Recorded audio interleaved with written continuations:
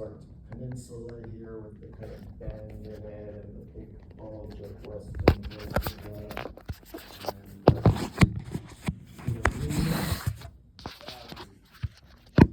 Distinctive part of America geographically is the Isthmus of Panama, the thin part between the two Americas. The second would be maybe the Gulf of Mexico and Florida, or the Gulf of Hudson Bay. But yeah, like the Isthmus here is really, a very distinctive part of our hemisphere. So that, that was something I recognized early on. But one reason why I was the first in, modern times to recognize what this is because a lot of these maps, including this one, are flipped retrograde.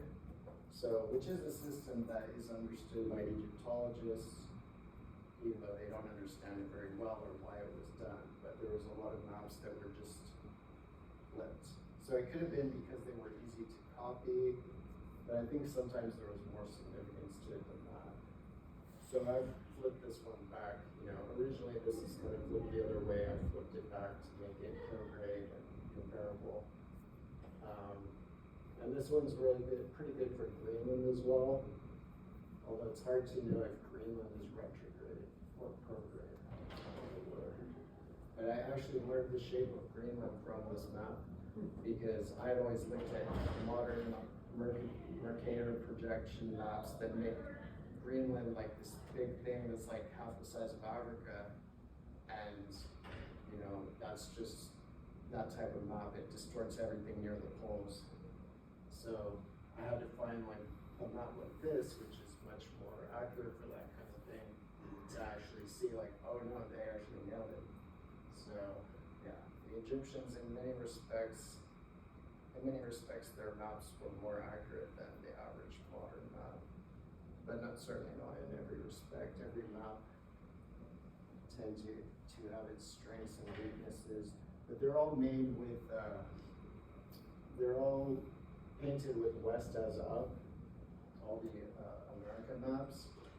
So I'm not sure if there was a significance to that because it was associated a lot with the solar cosmology, like the passage of the sun to the west, the death of the sun in the sunset in the Atlantic Ocean, and then some sort of miraculous rebirth in America in the underworld before it could come back again anew the next day, reborn and with a new life.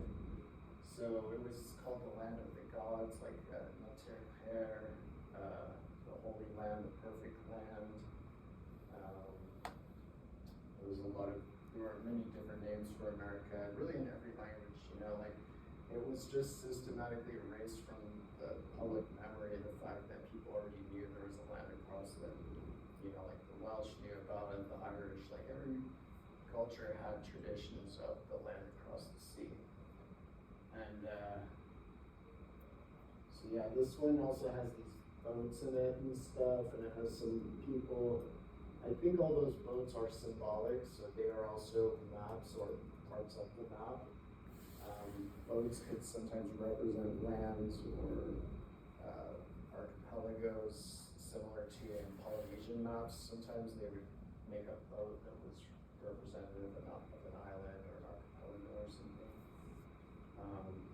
Can I ask a quick question? Yeah. The map, is it digitized, digitally enhanced, or the original map would have looked like what? It might have been, it was probably bigger than this. Yeah. So yeah, I mean, it's because it's the original, this is the oldest tomb painting in Egypt. So like all of Egypt's science is painted in tombs. That's what the Greeks said, that Greek science started when Egyptian priests allowed Greek people to go down into the tombs and study the gods on the walls. Cool. Because the gods being the planets, the stars, and also the continents, islands. So yeah, this is the original. I mean, it predates writing, it predates hieroglyphics, so it doesn't have that element of it, but it's so similar to the later maps that do have hieroglyphics on them that it can easily be understood in that context.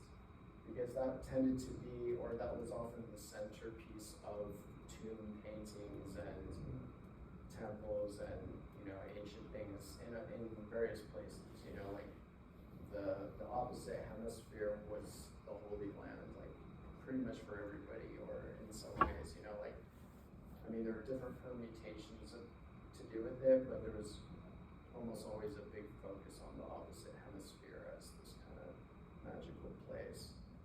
And I mean, technically, magic, or what's, you know, the Egyptian word translated as magic, which is heka, it is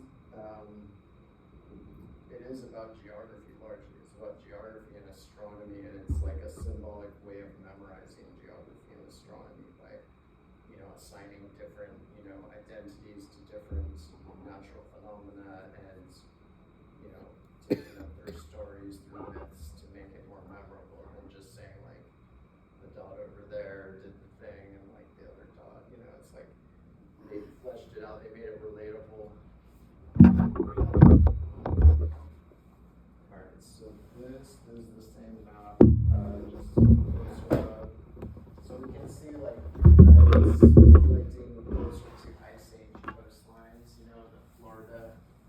Like this kind of shows, I don't know if you can see, but there's a faint white line showing what the coastlines probably were during the Ice Age when the sea level was lower. So, you know, right now Florida is thinner peninsula, but as we can see, it used to be much wider like this, and so did Baja California, it used to be a bit wider, and so did the Yucatan Peninsula, so that all matches very well. The one mystery for me is that it seems that there used to be a little peninsula coming out of South America here, so that could be Easter Island, or it could be something closer to the Andes. There are some islands around there. Yeah. Sorry, I just want to like, it's sort of like your question, like, is that the photo you had on there, you know, are the axes, you know, is it stretched or anything like from what it is on the small? No, it's just flipped. I flipped them all, you know, they're originally retrograde, so I flipped them all prograde. This one actually, I tinted the color a little bit just because I found that, like, there's basically what's the US is the most faded part. And so, but I tinted the color to where it made it so you could see it, even though it's lighter, you can still see that it is part of the mainland, because on the regular one, it's a little more ambiguous. But yeah, otherwise it's the same image, just taking it off the internet and different museums and whatnot. So this is like a close-up of Antarctica where you can see, like, basically they mapped it as it was beneath the ice, which is interesting if they were closer to the Ice Age. It's hard to know how they did that, but they could have had access to earlier maps before the Ice Age, you know, like there was never anything stopping people from voting, you know, like people have always basically been crafty, and people have been living on islands for like, you know, probably at least 100,000 years. Like there's people on Crete, there's people maybe on Cyprus.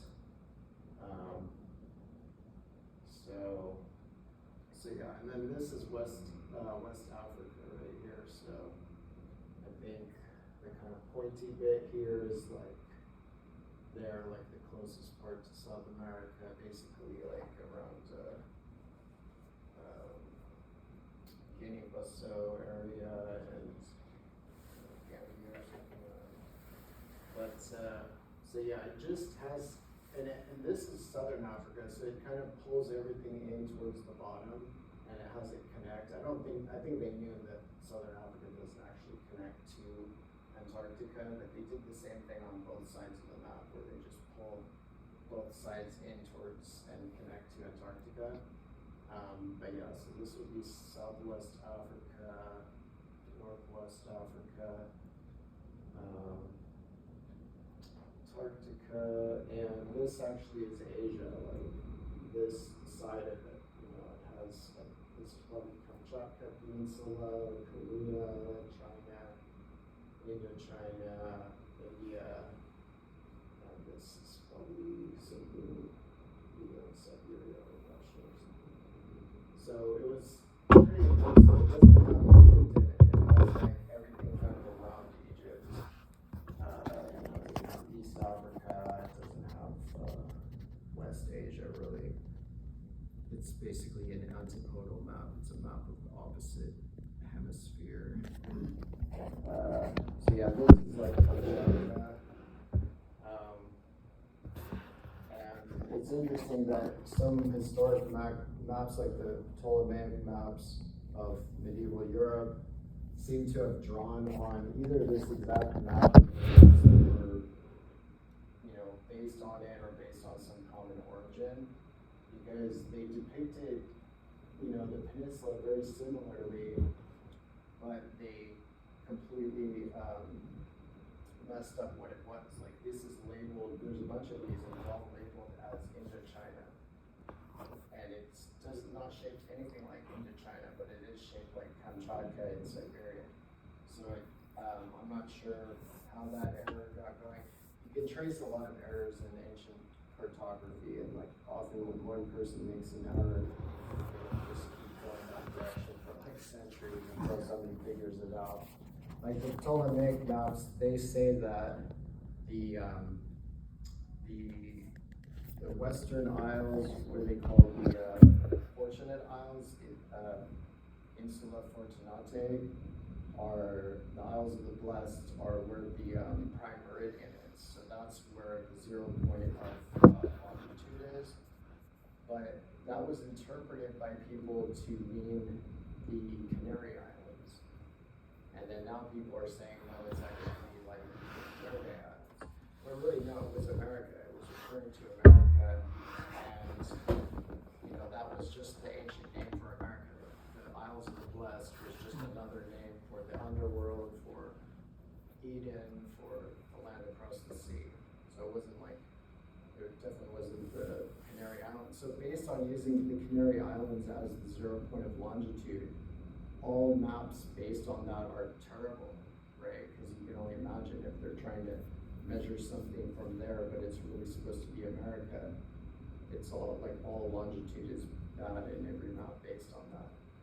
But I think some of it is deliberate. I mean, there's a lot of esotericism in ancient science. So I think there were people who probably had more idea than they let on and kind of let these confusions gain steam. That's America during the Ice Age, or an approximation of the American coastlines during the Ice Age. So you can see it's much closer to the Florida one. And this one actually I did fill in, as I was saying, it's the most faded part is right here. So this one I kind of painted it in a little bit. That's the only alteration of this image. But the fact that it was so faded in the United States and northern Mexico may relate to the fact that there was a lot of water there, that a lot of the U.S. was filled with water for a lot of history or prehistory, I guess. What became the Great Lakes may have been at some point really spread out over the whole place. So yeah, this is how it appears on the tomb wall with west as up. The boats are sailing along. I'm not sure what all the boats represent. Oh yeah, and this is it retrograde. So this is how it actually is on the wall. And this is comparing it to a modern antiquities map, which also shows America retrograde, because it's comparing each part of America to each part of Afro-Eurasia and showing which parts are antipodal to what, which parts are opposite what. So that if you ever need to dig through the earth to get to the other side, you'll know that you can't really do that because almost all land is antipodal to water. The only places that you would come out on land would be if you're in Greenland, Antarctica, or, Argentina, or Chile, or China, or Mongolia. And yeah, pretty much almost everywhere else antipodal to water. But it is interesting that they use the same. I'm not sure if there's a relation between that, but the fact that this is made antipodal, that's made antipodal, it could be for similar reasons. This is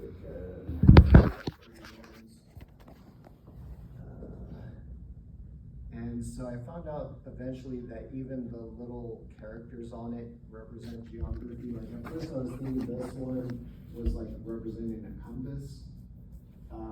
And who knows, maybe it has some significance like that as well, but primarily, or at least does seem to represent the Bahamas. This kind of weird circle here, and there's a series of these islands that all kind of look like horned or animals of some kind with like they're all these like long islands with kind of like antlers on one side. So that's like basically how that's magic. That's what's called Heka, is when you take nature and you symbolize it through analogy to memorize it and teach it. And it's pretty much universal throughout all cultures. Even probably in Judeo-Christian tradition, a lot of stories that we think of as literal stories are actually referring to geography and astronomy. Especially the stories of Noah, I believe, are primarily about geography. This is a depiction of New Zealand. So it kind of shows the two separate islands and one, the two legs, I guess there's these two kind of peninsulas, one longer than the other. So this is the longer one, and then the shorter one has a little island after it. So that's this little island right here. So, it's little stuff like that.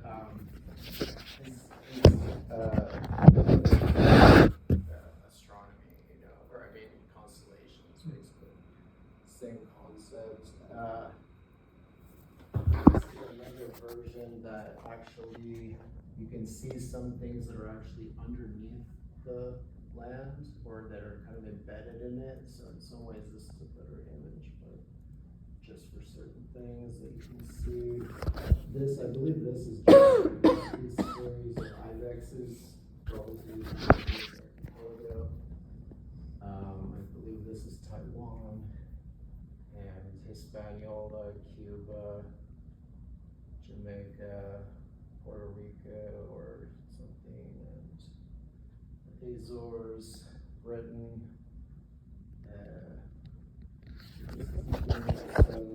Africa. This is like a Ptolemaic map which shows Greenland's attached or depicted as attached to Europe. And in this Egyptian map, it also seemingly shows it attached or virtually attached to Europe. So it could have been a time where either by land or ice or something, Greenland would had some small attachment to like northern Russia or something. And this is comparing it to like a European map of 1507. So you can see like how much more accurate the 5,500-year-old map was. Like this one, of course, is South America takes up the whole thing, and parts of this may be based on the wrong geography or copying maps that might be of the wrong thing. Because I think there were some maps that confused Asia and America, so they would assign parts of Asia to America. So this could actually relate to like Leizhou Peninsula and like Hainan Island in China, southern China. But yeah, just in general, the Egyptian map, 5,000 years older, but it's much more accurate. This may relate to that myth mystery peninsula in South America that, you know, in this Ptolemaic map, it doesn't label it too much, but it shows like an opposite coast. Like this is, you know, the Pacific Ocean. And so it shows an opposite coast on the, you know, eastern side of the Pacific. And then it shows this weird peninsula coming out of it. And it's shaped quite, or relatively similar to this peninsula shown coming out of the Andes. So that could be where it was, or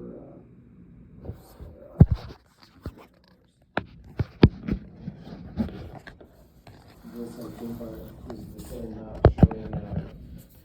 showing southwest Pacific Islands, so basically Papua as this animal focusing on the indent between the head and the body right here.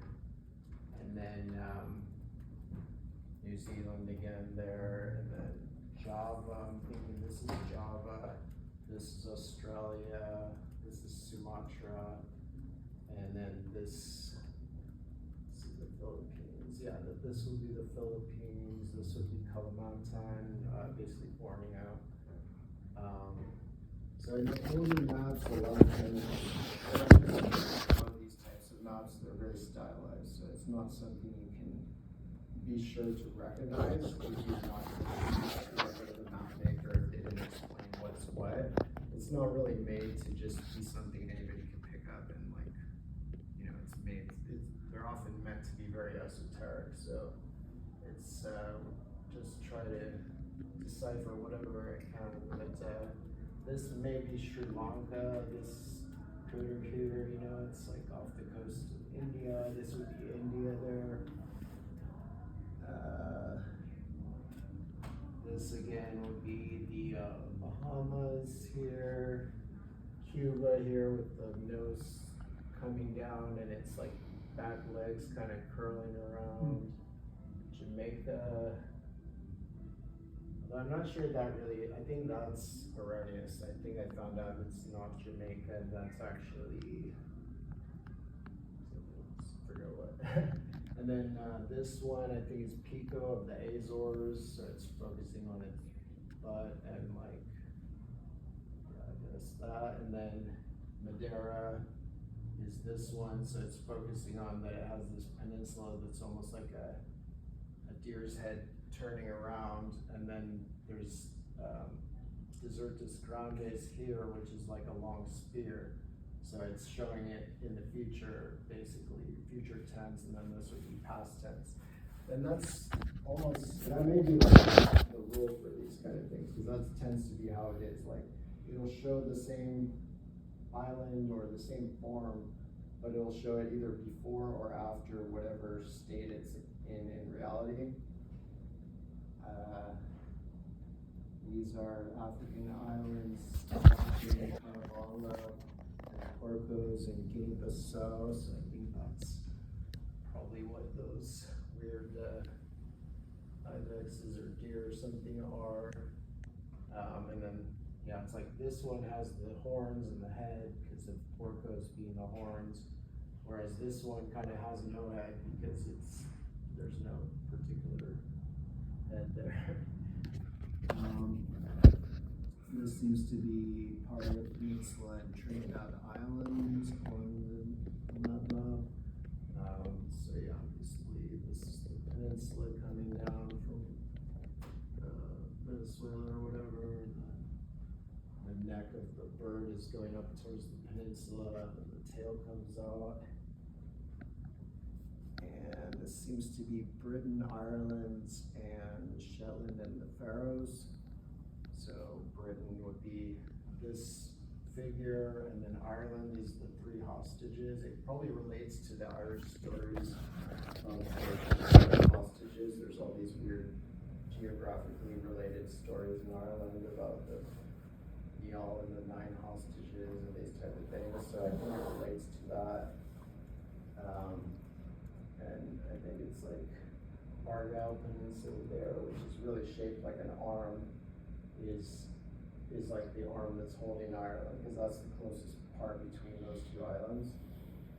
Mostly all the arms focus on this places that are important navigational points. So yeah, this is that one, and this is what I think is a later depiction of Britain and Ireland from the Egyptian Book of Two Ways, which is maybe even more stylized, where I'm thinking that Ireland is the wand here, and then these three things represent the three major archipelagos around there, like the Orkneys and the Outer Hebrides and the Inner Hebrides, maybe. But yeah, that one's confusing, but that's like a 4,000-year-old one. But it's useful because that one has the text, so we can use the text from that to infer some of the traditions that were probably already extant at this time. Like Britain was referred to as the white-haired woman, which is pretty standard in ancient times. Like in every language, Britain was called like the White Island or the White something because of the White Cliffs of Dover. So it's all, all this stuff is made for sailors. It's all focused on whatever they need to know, whatever they need to recognize. So yeah, this again is that. I think that he's holding like a club or whatever, which I think is the Outer Hebrides here. And he has like a harness on his belt that seems to be, I think it's actually Wales, the Welsh peninsulas there. And the three major western peninsulas of Ireland, Ulster, Connacht, and Munster, are like these three heads here. So yeah, very stylized, very weird, but these are depictions of Papua. This one is from that map. Or no, this one is from that map. That's the one I had just shown. This is actually from Lascaux Caves. So this same type of geography is found in the cave paintings. Like I would basically say that all cave paintings are this. There are cave paintings, I don't think, that are really just like, oh, I saw this animal and I'm painting it. They're all, at least all the major ones, unless it's a little doodle or something, the major ones, they all follow the formula of the early historic, depictions of geography and astronomy. And so yeah, these two are French Paleolithic, cave paintings, Lascaux Cave and the Chauvet. And I believe they all represent Papua. This again is and what I think is also the same island in a 34,000-year-old Croatian painting, but this one is much more direct. This one's a bit more stylized. So I wouldn't have thought that was this island unless I knew where it was on the map. Only by knowing where it is on the map, that's how I came to that conclusion. Whereas this older one is much closer. It's like a headless, shinless person with a butt. So that's kind of cool. These are the later maps. So this is the oldest known Book of Two Ways map. These are called the coffin texts, and they're considered to be the basis for the Book of the Dead and a lot of the later New Kingdom books of the Netherworld, basically tomb paintings of the pharaohs and nobles and stuff. So yeah, it shows America. It has the skinny Isthmus of Panama here, South America here, and North America up here. It's good for certain things, like it has a decent shape of Greenland here as this little semicircle. It has a decent shape of Hudson Bay and Western Canada, and somewhat for Florida. It has Florida there. The rest is all mostly messed up because it's based on this map, and whoever, at least somebody in that chain of redaction seemingly did not realize that this map was retrograde, you know, cause this one's originally flipped the other way. Hmm. So they took that for being a prograde map. So that's why you see here, southern South America pointing due east, is because they're using this map flipped the wrong way. And so, but you can see how they correct for it as well. So because they knew then that, you know, Brazil is west of Argentina. So to make it at all accurate, they had to pull Brazil way out too. And then they pulled out, what is that, like Honduras and Nicaragua here too. So yeah, there's a lot of, you can trace the errors and the compensation for the errors over time. But, you know, it happens. But this, so this is the oldest one. This is in the coffin of Jehudi Nacht. I think he was the gnome lord of the hair gnome. That's the, like Egypt had different provinces, and so each province had kind of a ruling family.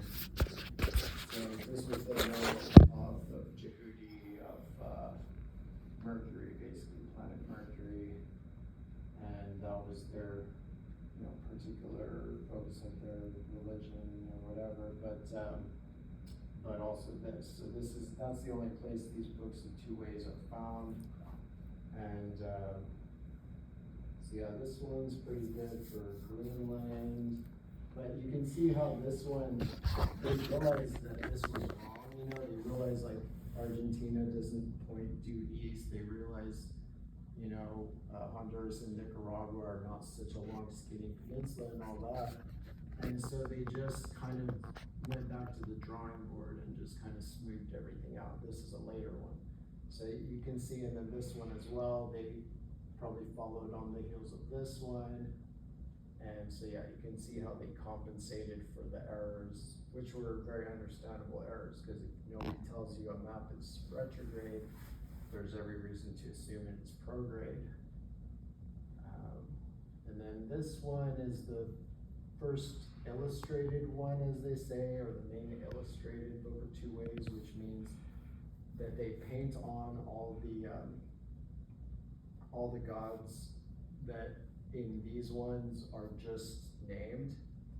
So, you know, these are basically, all these are gatekeeper guardians that that guard the coast primarily, but there's just others that are just important localities, you know, like the Amazon River and the Rio de la Plata and but yeah, largely it's coastal things. So it's like, you know, the Alaskan Peninsula up here. It's like if you're sailing along the coast, what's gonna guard the coast? What's gonna block you? It's gonna be first the Alaskan Peninsula there, this little guy, with his tail sticking out, and then it's gonna be Baja California here, which is a much, much larger peninsula.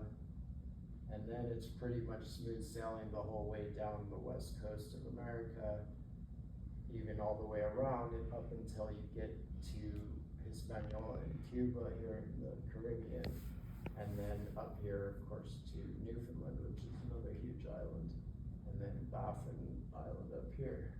So you can see how they, you know, it matches. I mean, they also have these shapes here. There's like a two-headed snake here and another snake here. That may refer to seamounts. I don't believe it refers to islands per se, but it could also refer to currents. Down here is Tierra del Fuego, which they kind of separate out, but it's actually basically virtually part of South America. So yeah, this again is showing the Ice Age places. It's kind of green, pixelated, but Florida as wide as it was during the Ice Age. And then the Eurocobulus 2100 map. There's Baja California as, you know, it's like a bathymetric map, so it's showing like the underwater elevations. So probably like the red part, when the sea levels were over 400 feet lower, the red part was probably dry land. So that kind of fits with this where it's a little more rounded shape as opposed to the more serrated shape it is currently. And this is what the Egyptian government did to it. They erased it. They said it was a stain, actually. That was they literally said that this entire thing, like this is their theory, whatever their claim is, that this whole thing is just a painting of people in boats. And somehow a stain got into it, and this is the stain. And they justified it because there are a couple images that are kind of like underneath the mainland. But like one way they justified it was that there's a horse who's, you know, basically it looks like its head is behind the mainland. It represents Hispaniola.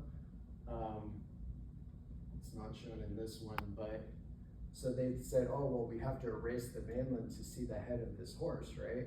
They erased it. There was no head. It was just meant to look like its head is behind the thing. There was never a head painted because that is the stain was actually part of the map. I mean, it really is the map. So yeah, I guess they're gonna reconstruct it. So I think a lot of these things they're gonna repaint or something. Anyway, this is standard, very normal archaeological behavior. Like a lot of the oldest temples in Mexico have literally been dynamited and then they just rebuild it how they think it should be, and then have tourists, then they bring tourists in. It's amazing what archaeologists do and get away with. Like, yeah, this is the host, it's Hispaniola, you know, so they said, oh, we gotta erase this to see the head. Once they erased it, they saw like there never was a head. It's just like a device to make it look like, oh, the head's behind there, but there never was a head.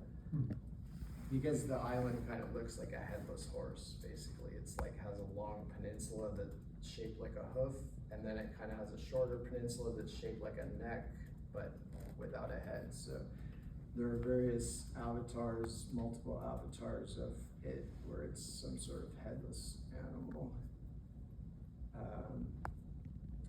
This just shows, like, as I was saying, like it was originally retrograde. So this is it as it is as it was on the tomb wall. And this is how I flipped it to be prograde, how it would be from a bird's eye angle, bird's eye view. But you can see how the Book of Two Ways, the 4,000-year-old one, they really just, I mean, it seems like they used this and they used some prograde maps. So they mixed like retrograde and prograde. So, but yeah, the biggest, you know, most obvious error is this part here, but then you can see how this kind of naturally flowed from that, and so did this. And then these things too are basically, they made the West Coast so wavy because it's really the East Coast, and it really is supposed to be like Florida and Utah. Instead it's California and the US and West Mexico and I don't know what, something in Central America there. I mean, you could still use that map service. I mean, I'm sure they did use it, but it definitely had some inaccuracies in it. This, it's another Book of Two Ways, and then this is from the Book of the Dead. This is the most famous Book of the Dead in Egypt, the Papyrus of Ani. And then this is what they call the underworld map, or the Field of Reeds or whatever. So it's showing it again with west as up and the Isthmus of Panama, you know, the thin part here. And I think it actually just cuts it off. So it's not saying like this is the end of South America or like this is the end of North America. It's just saying it's focusing on this area. So it just like cuts it out right there. And then I'm guessing that this Gulf or whatever is in, this is the Rio Grande, the widest part of the Rio Grande, which is Falcon Lake. And which is basically here, it's the border between the US and Mexico. This one is the Rio Grande de Santiago, which is another major Mexican river. which flows out of this berg, which is Lake Chapala, which is, I think, the largest lake in Mexico. Those are both in West Mexico, near Guadalajara, I believe.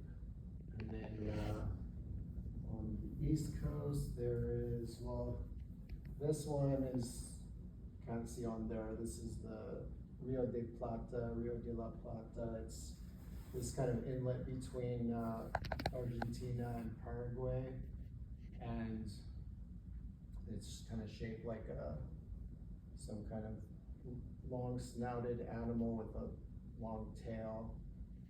And then, but this one, this long snake, or whatever it is you know, the Amazon River, so that of course has to be on there. This kind of squirrel thing is Chetumal Bay, which a lot of these are the borders between, like in this, they're the borders between districts or like levels of the underworld, you know, like, but they still are today. Like most of these are still the borders, not all of them, but like, you know, this one is, that one is, that one is, that one arguably is, that one arguably is. And then, yeah, Hispaniola here as this little critter, and then the long one being Cuba.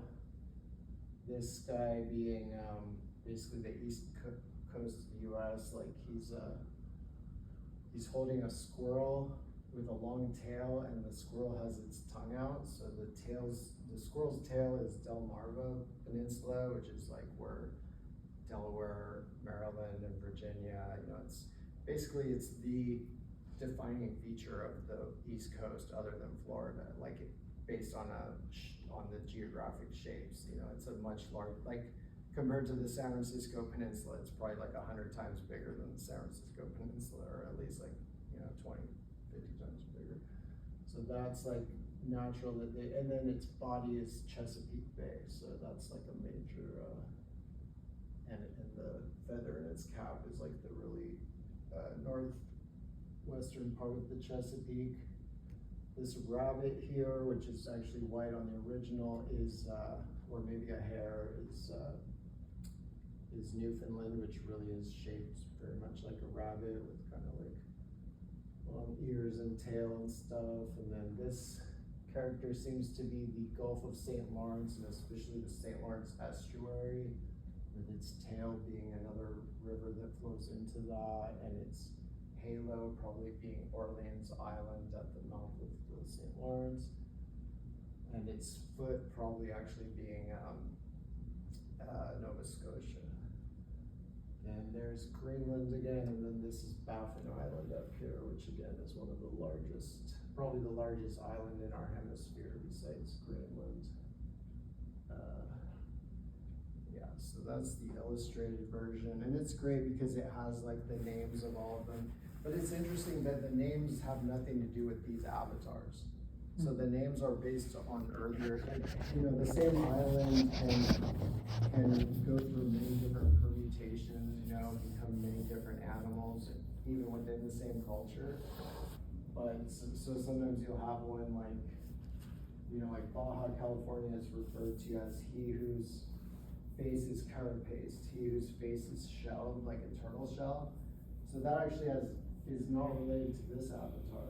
This avatar is just him being some kind of animal with a long tail. But in reality, you know, Baja California has the most extensive like shell of any part of America, probably except for maybe parts of Alaska, in terms of there's like a thin sandbars that are just off the coast, especially in southwestern Baja. So I believe that's what that's referring to. These are different versions, you know, from different coffins. They're all from the same grave or like cemetery. They're all from the in Hermopolis. But so there's the earliest one of Jehudinoch And then this is another one of the earliest ones. This was a woman who was either somehow part of the ruling family of that province. And I'm not sure, I forget whose coffin this one is in. And so, and it has this red line running through the middle of a lot of them. So I think that actually is the red line that Ptolemy refers to as he says the prime meridian is the red line running through north to south through the Isles of the Blessed. But since his depictions of America have been basically spirited away, they just said, oh, well, I guess it's Canary Islands and we'll just put a red line there. So I don't think they even, like the people who decided it was the Canaries must have had no idea why there was a red line. But,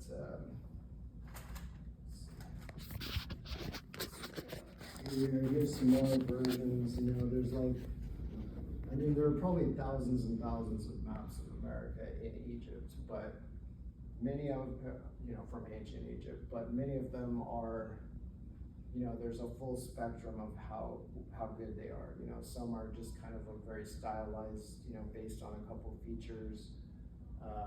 But the books of two ways are some of the most comprehensive, and they're all pretty standardized except for these two.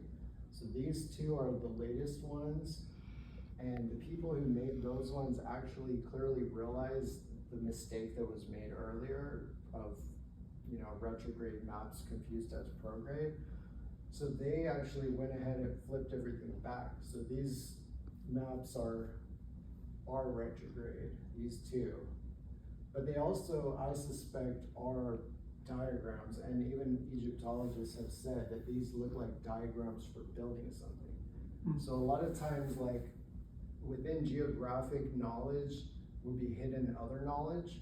This is like among the Australian Aborigines, among Native Americans, it tends to be that most knowledge is encoded in geography because, and it's probably because there's a part of our brain that's hardwired to memorize geography best, loci, location, that, if you can tie something into that part of the brain, it will be retained much better. So yeah, a lot of people have been studying that type of thing in different cultures. But yeah, so it could be that this is a diagram for building some kind of craft that was secret enough to where, I think all their most secret knowledge was usually hidden among the underworld spells. So that would be this, that would be everything to do with the opposite hemisphere. So it would just be, like all their knowledge was encoded in different, or a lot of it was encoded in different geographies. So maybe like Egypt would have some spell about how to, do agriculture, and there would be some spell associated with India that would, and even like within Egypt, like there would be different like spots that you would do a certain ritual when you got there, and that would remind you how to build a chariot or something like that. That's just how they were much better at memorizing than modern people are. It was a whole science. Like modern people, we kind of almost make a point of not memorizing anything because we can just Google it or whatever. But some of these people, they could just, it's like the epic sagas. Like people could just go by heart, just recite like, just endless poems and songs that were full of information. And let's see, this again is the Book of Two Ways of General Seppi. Can I ask another question? Yeah. And you can save the answer for later if you want, but are there any vestiges of Egyptian explorers in the Americas? They were mapping. Yeah, there is. I honestly forgot. I was thinking at some point maybe could throw that into my batch of photos here, but I didn't get around to doing that. But there is endless evidence, And I wrote a book about these maps primarily, but I also included a lot of imagery that shows that. So particularly among the Mayans, among the Aztecs and Mixtecs, there's huge correlation with the Egyptians. Like, for instance, like the Aztec earth god is called Sepakli.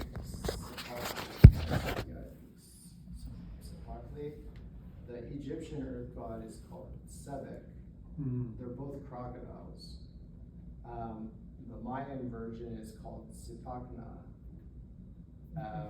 There's things like that, but also just a lot of their other deities are shown the same, like their goddess of intoxication, like the agave goddess, Maya is shown basically depicted the same as Hathor. So she could be based on the same constellation that Hathor is based on, which could be Virgo. I'm not sure if it's Virgo, but it might be Virgo.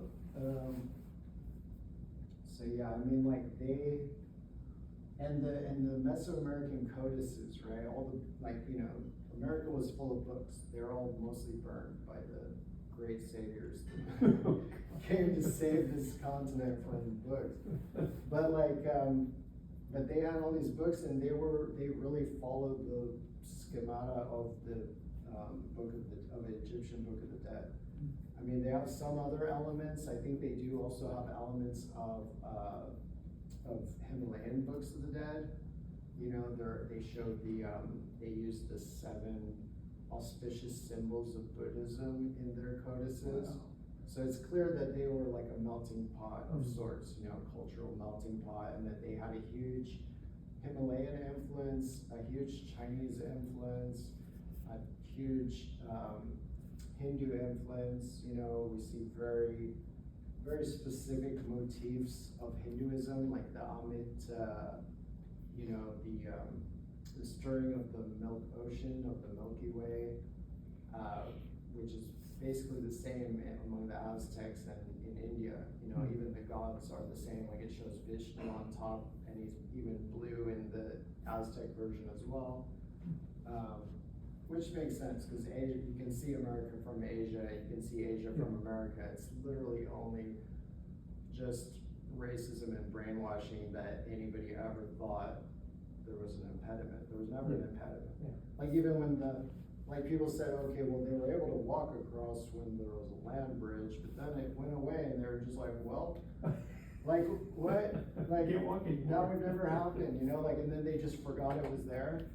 But I mean, nowadays they've shown that there was never a time when people were not going back and forth across the Bering Strait. They could show that genetically, that there were, migrations back and forth well after the Ice Age, that there was trade, copper artifacts going back and forth.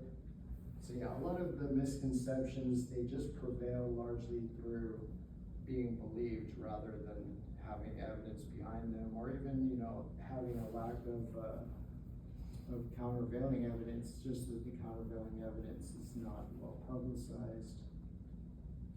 As another kind of close-up of Newfoundland to see why they turned out the rabbit. Hispaniola, they're the major islands of the Caribbean. Everything else is tiny compared to them, and it's kind of like a short, squat island. They're kind of compact critter with its legs sticking out, and then like a long island with a pointy nose. So that kind of fits with that. I think the only part I didn't realize until recently was that a lot of these gods will have, like the island gods, their anatomy can be more than one island.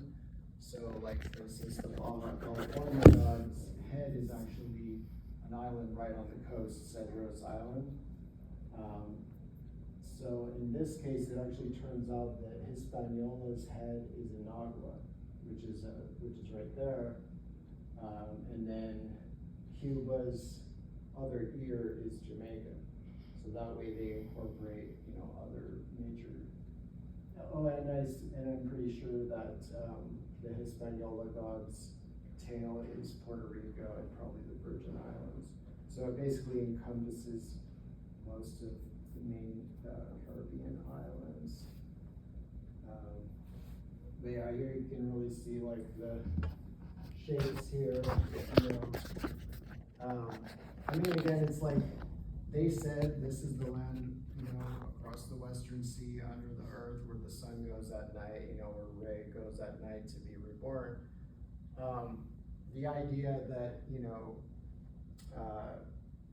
that they would just happen to guess correctly and be like, oh yeah, we just guessed that like on the western side of that land across the sea, there was one big peninsula, and, you know, and then like a smaller peninsula further north. It's be highly unlikely. And like the most recent scholarship on the Book of Two Ways by like a very, you know, credentialed academic, Will Sherbini in Belgium, I believe, has found that basically all of his findings confirm my findings, because what he found was, based on the text, that this basically represents a landmass. These basically are coastlines, and that that this is water, and that this is water, and that this is north, this is south, this is west, this is east. So other than him not concluding that it's based on the place, which would be great, but other than that, everything that he's, you know, deciphered from the text confirms, you know, or at least matches with this. Cool. This is one that has a really good Florida. I like this one for Florida. I mean, you could say it's not great for the Gulf of Mexico, though. It kind of short-shifted it, but you know, it kind of gives a globular Yucatan here, and then yeah. So it's like each version tended to be better for certain aspects. It's clear that whoever was making them was traveling to specific places, and so they were updating the map as they went. This is more of the coffin bottom. So this would be all underneath the mummy, basically. And the people whose mummy it was, they spent their whole lives like studying this and reading this and doing rituals that are spelled out in this. So it wasn't just like the afterlife. It was like it was put in their coffin partly because that was where it was best hidden. You know, like I know in the Book of the Dead it says specifically like, don't show this ever to anybody except your family or a priest. So a lot of times it was very secretive, and you know, if they had these specific maps that were really important for trade and military and everything like that, it makes sense. You know, General Seppi, he was the top general in Egypt at the time, I believe. He was like the Pharaoh's right-hand man, so it would make sense he would want to keep this stuff secret in his coffin. And often they would have multiple coffins per person as well, probably for this type of reason. This part also shows, I think these are parts of Asia, like this might be the Yellow Sea here, this might be in Siberia, like Kamchatka or something, and then these parts here are, let's see, I think this is in Patagonia, like the Patagonian Islands, and then these are the Pharaohs, or no, the Falklands. Yeah, these are the Falklands and then surrounding islands. And then this is like Antarctica and surrounding islands. So it has, you know, it's very stylized sometimes. It doesn't always like have it like a map, so like compartments of different places. This is the Pacific Ocean, which is basically shown the same way that Pacific Islanders showed maps of the Pacific Ocean, which is as weird intersecting lines that represent different currents.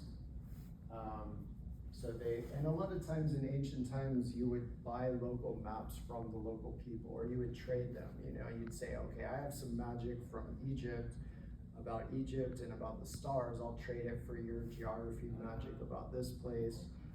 And so they could have got a lot of these from the people that lived in these places. This here is Australia, Papua, and some surrounding islands around there. And that again is the earliest book of two ways, 4,000-year-old coffin of Jehudinacht. There's General Seppi's coffin. And so this, I guess, is like the North Pole. I think that represents the four corners, the four directions. And then this represents the sunrise, like Heper is like the scarab who pushes up the sun, rolls the sun up like his ball of eggs or whatever. And but I think it also relates to an island that's shaped like that in between Alaska and Siberia. There's the book of two ways again. Seppi.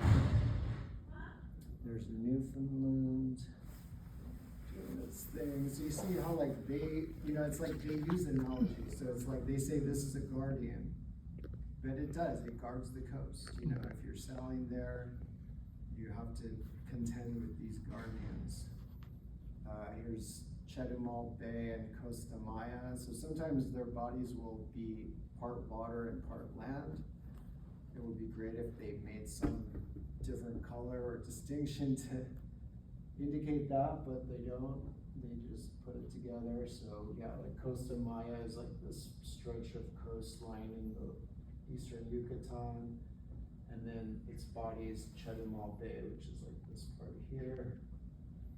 And it's called the guardian of the two gods. So the two gods are Cuba and Hispaniola, and it kind of guards the coast on the way to them. Like Cuba is like it's pretty close to the Yucatan.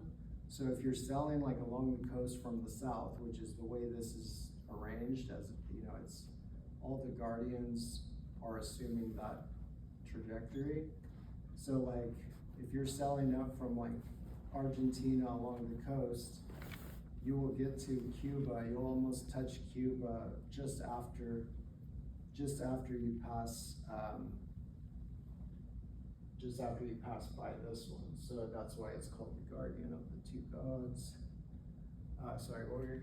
Yeah, earlier you said that there was, I think it was a couple slides earlier, there was like a representation that wasn't I think it was that one, yeah. Or not that one, is the other one, sorry. This Yes. one? You said that, I think in these two, in the top left area, Yeah. there was a representation that wasn't, I think you said Falkland Islands, another ones? Yeah, I believe these two, there's like a horned animal. It's pretty small here, but there's like,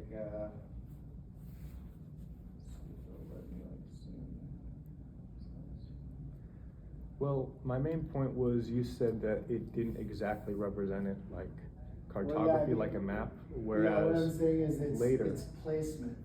So Interesting. its placement is not like this is, west is up. So this is America, this is South America, North America.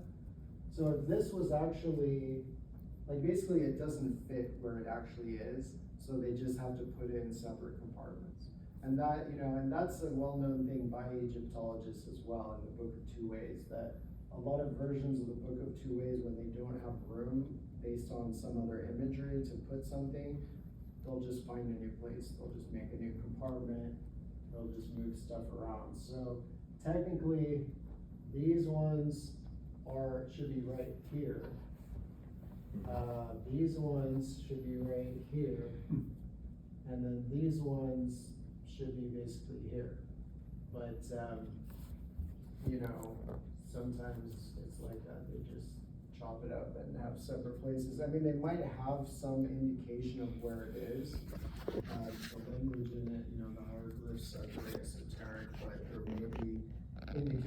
so somebody could know where actually each part of it is, but it's not situated in a realist way here. It's like stylized. Yeah, here's Baffin Island. And oddly enough, Baffin Island may be like the god that they based this on. I think it's he whose attack is furious or something like that. It sure looks pretty furious. Yeah, it looks pretty furious. And it's kind of the, you know, if you're coming from Europe, it's kind of the gatekeeper of America, because the easiest way from Europe is to island hop from Iceland to Greenland to Baffin to Canada. And, but in the later map where they realized the issues of retrograde and prograde and they tried to remedy them, they applied his name to another island that's actually in Alaska. So a lot of the names in Seppi's coffin may be wrong, maybe based on earlier names for islands that are on the other side, since they had it mixed up, prograde and retrograde. They had the two coasts mixed up. But I mean, it still works, you know, even with all their errors, there's not one of these maps that couldn't be somehow serviceable. And I'm sure they did use them.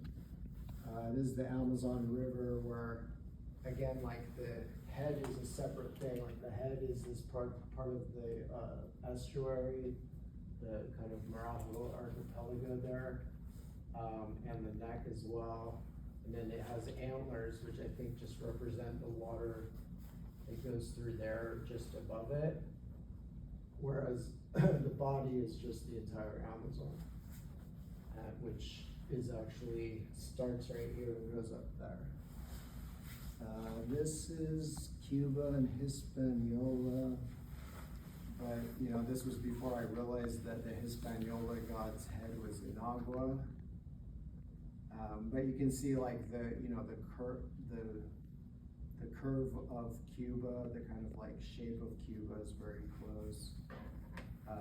Here's a very light, you know, it's very hard to see the original Baja California one because of how it's painted, but you can vaguely see it there. You said that, so I'm a bit late to this. What was the path that they traveled and what time? I think there was never a time that they were not really traveling. I mean, people have been in America, you know, like there's evidence of people in America at least like 20, 30,000 years ago, even by very mainstream, you know, scientists. This is a land bridge, right? But yeah, and some of that may have preceded the land bridge. And weirdly, some of the earliest fossils of humans in America are in South America. So yeah, it's hard to know, but I know that they just, you know, basically they were all, you can just assume that probably anybody in antiquity was a trillion times better sailors than I am or anybody today. So, you know, like and it was often known, you know, that the deciding factor of like civilization or modernity was that people started staying in one place. They became sedentary, they developed cities. And so it follows from that before that time, if people are mobile now, they were way, way more mobile before that. Their whole life was mobile. So geography, you know, knowing geography was like basically the whole planet was their home. They didn't have just one home, so it was very important for them to know as much geography as possible. And in this, you're saying that all these are records kept by the Egyptians as like traders, or? Yeah, I mean, these maps are painted in coffins, you know, in one city in Egypt during the Middle Kingdom. So they were very secret, you know. These were only like passed along in the family line usually, and with the involvement of the priests. So yeah, I mean, it's not, but they were, you know, it was very well known in antiquity that there was a land across the sea. It's just that we've been taught that all the names for it refer to something imaginary or to something else. So like the Fortunate Isles, the Isles of the Blessed, they're like, oh, no, that's the Canary Islands. Or like the underworld, they called it the underworld because it's underneath. And they say, oh, no, that's just something in psychology or something. Or they say, oh, the Eden, they also called it Eden, like in the Hebrew tradition. Eden is supposed to be across the sea, like as Dante describes it in his cosmology. But, that's all kind of erased from us. So yeah, it's a weird thing. I mean, that's as fascinating as anything else in this, is not that this happened. I mean, it makes sense, yeah, people could sail, right? But it's the fact that it was completely erased from modern knowledge, even though like a few hundred years ago it was not. Like if you go a few hundred years, if you go to the time of Columbus, nobody bought this idea that he discovered it because everybody was very well aware of it. They're like, oh, you mean the place that the Phoenicians went and that the Greeks wrote about and this and that, and even he acknowledged that. He referred to America as Eden, or South America in particular, because that's like the antipodal. It's supposed to be, Eden is supposed to be like directly opposite from Jerusalem, and in Dante's cosmology. But I think in general that was pretty orthodox. This Got another oh yeah. curious question. I've been to the caves of Altamira in North Spain, Oh, nice. and I know there's many cave paintings that depict, like buffalo or Bison, right? the bison. But are there like cave paintings where geography is represented? Yeah, like I suspect that it's all geography. Mm. Because I mean, I've only been able to decipher a few of them, like in Lascaux, I've deciphered the most famous part of it, they call it the famous scene in the shaft. And but that's just one isolated shaft in this much larger cave. But the rest of the cave is filled with basically identical stuff. So there's no, it's rational to assume that it's the same thing.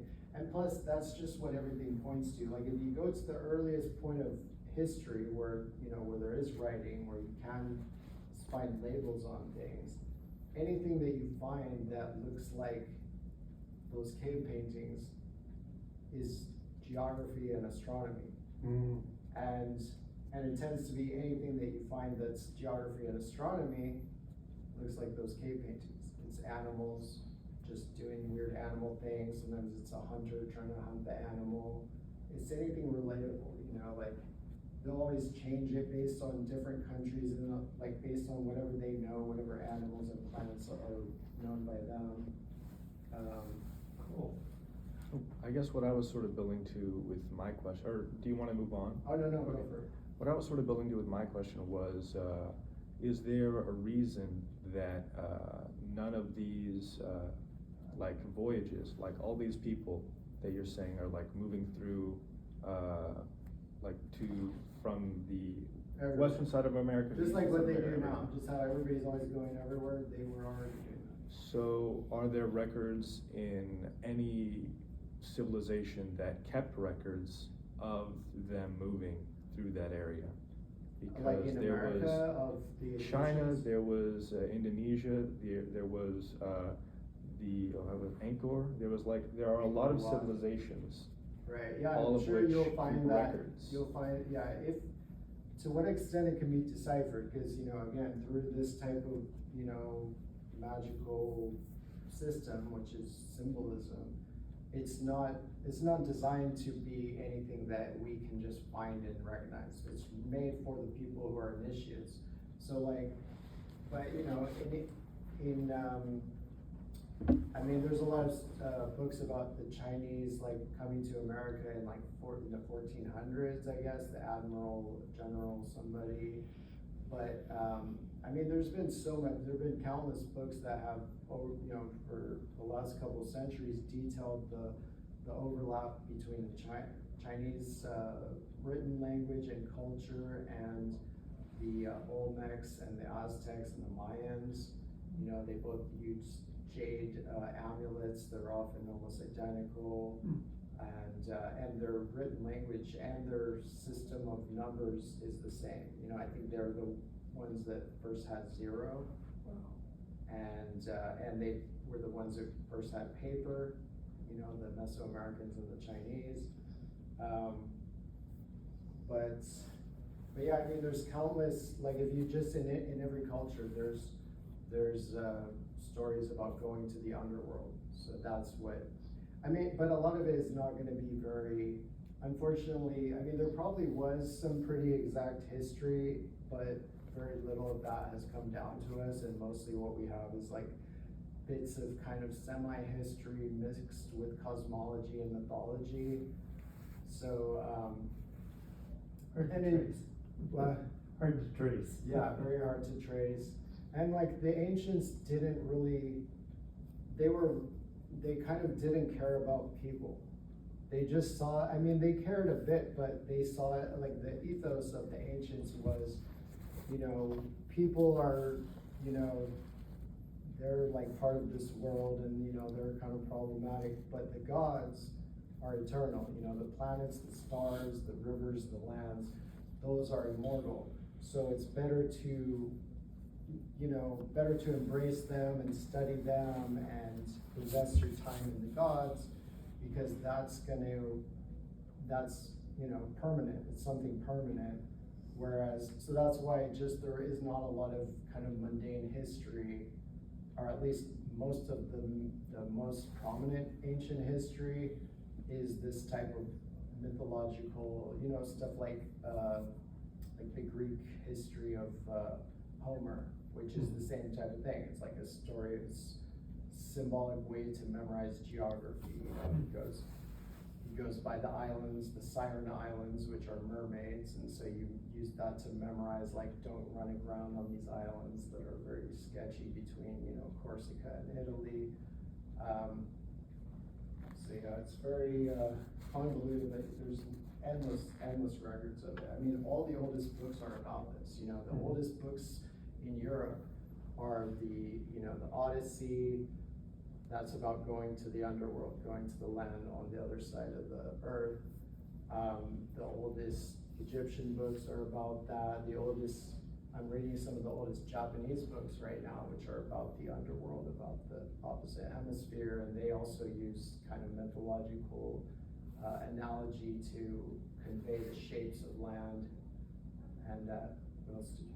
Oh yeah, I was just curious. So you're saying like all these records are being kept by the civilizations, like on both sides of the hemisphere, right? Well, no, all the records in in America Rome? were burned mostly by the Christians. I mean, what I mean is like from the Romans to China, all these record-keeping civilizations. You're saying that these records that are being kept are mainly found in symbolism. Yeah. Unfortunately, most of ancient history is not very reliable in terms of like the official history, whether it's like the history of like King Arthur, right? Or even Caesar. Like the story of Caesar that we know is totally replete with mythology that you'll find verbatim in other kingly myths from all over Eurasia. So it clearly can't be real history if it's the same story for every king in Eurasia. Like basically, like the story of Brutus in that story is the same, almost the same all throughout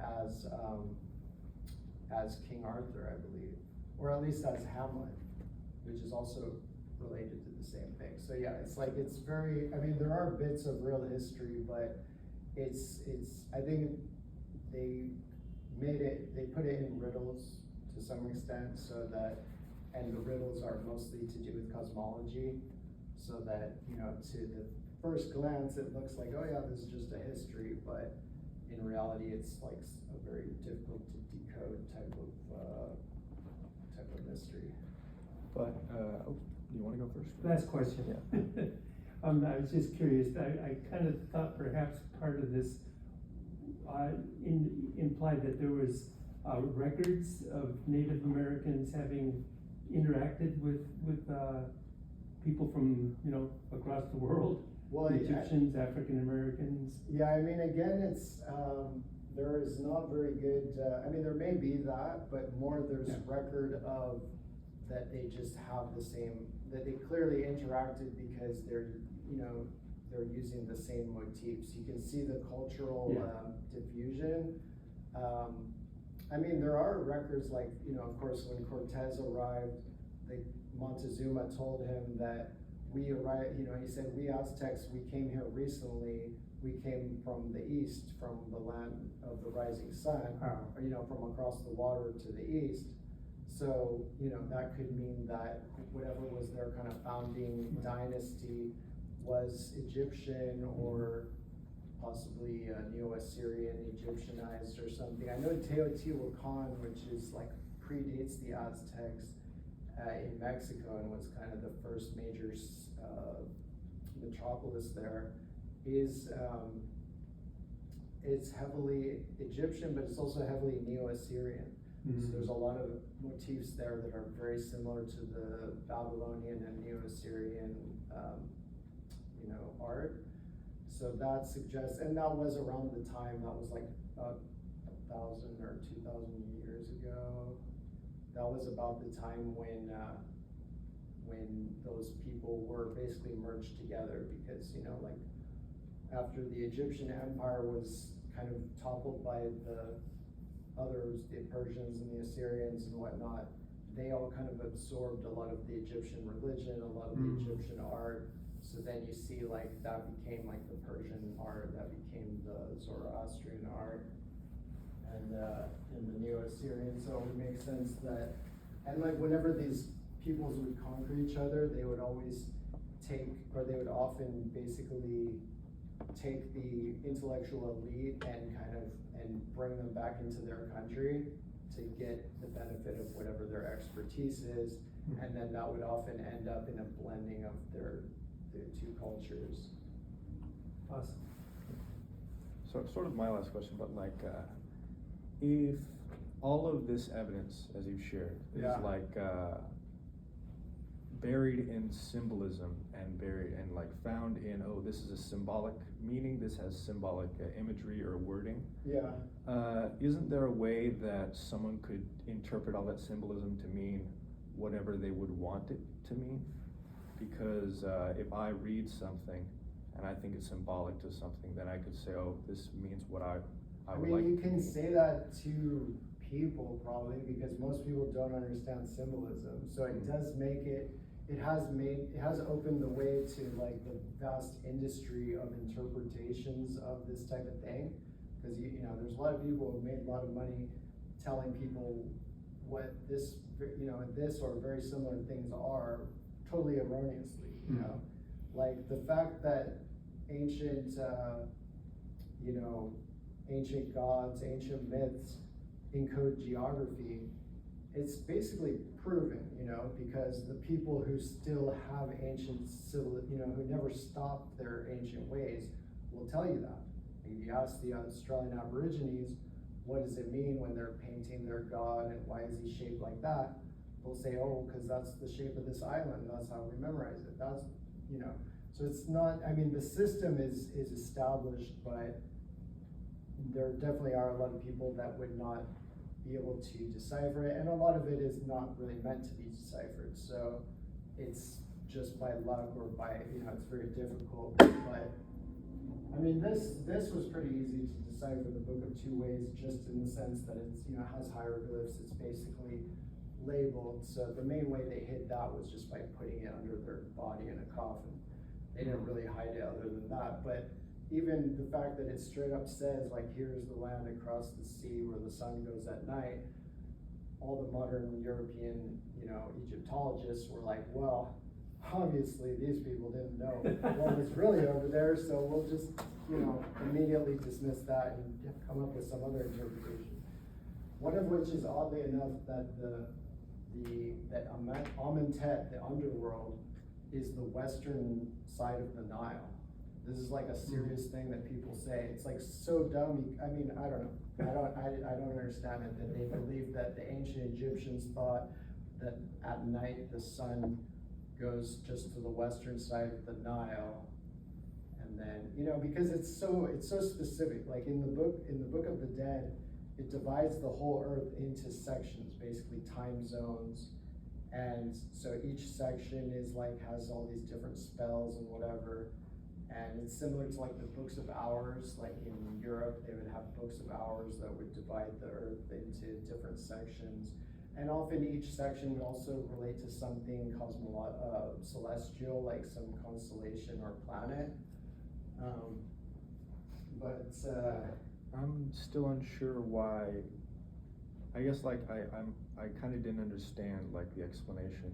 So. All right, I'm just how gonna is come back the- to that in a minute. Okay, for sure. But, so this is Baja California. I was saying how sometimes the islands, you know, geographic gods' anatomy will be different, islands, different things. So in this case, you know, this is Baja California, this is its body.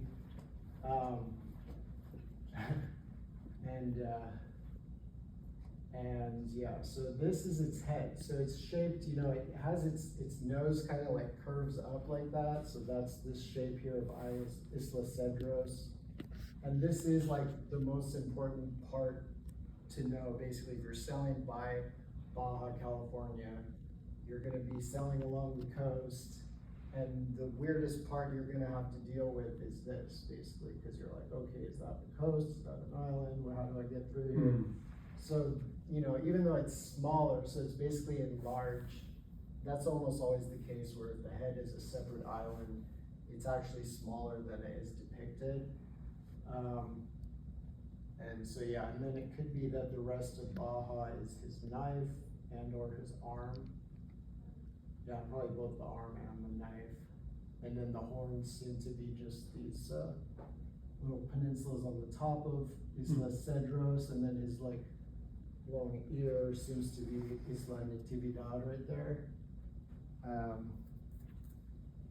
This is kind of a more, I just kind of did what they did. I just zoomed in on the head and the ear there. So yeah, like the head, it's hard to know all the significance of it, but I think a lot of it is focused on just whatever you need to know if you're sailing there. This is Chesapeake Bay.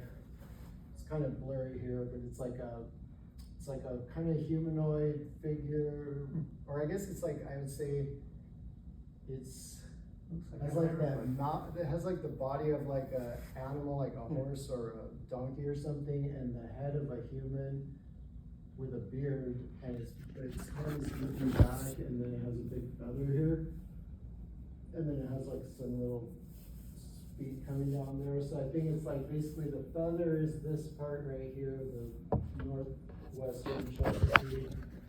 The head looking back is this part here. The beard is this, I think it's the James River or whatever that is. And then the part where the feet come out, I think it's just right here. And then it's holding this lizard, with the lizard's tail being Delmarva, the lizard's body being New Jersey, and the lizard's tongue being Long Island. So it basically encompasses the most of the U.S. East Coast, or at least the northern part. This is the part that I was saying is the Patagonian area, like off of the Chilean coast. So this is like the one that's like kind of cut in half is Chilo, because it's like this island that looks like it's just kind of severed from the coast. And then it's like, has this line, I guess, of blood or something coming out of it, which I think is this river. There's a big river right there, Rio Malin. And then this one with the bent legs, I think it's Chonos Archipelago and Tai Tao Peninsula as the bent legs. And then